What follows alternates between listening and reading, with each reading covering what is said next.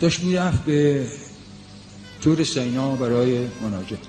در بین راه یک کسی رسید، شروع کرد شیک کردن، التماس کردن و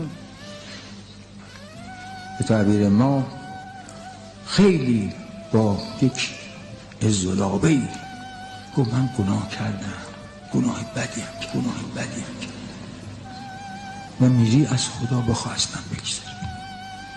بعد گناهشو گفت بست موسی چیکار کرده.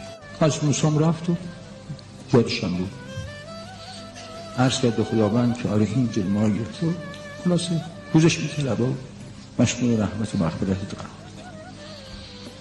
خطاب رسید به از موسی هم بخشیدم، من بخشیدم فقط برو بهش بگو من از تو یک گله دارم.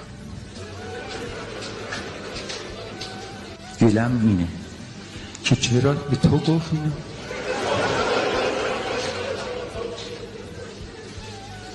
چرا به تو که تو مطلع بشی، که هر وقت چشم تو بیفته خجالت بکشی. من نمیخوام به این که بنده من کسی خجالت بکشی.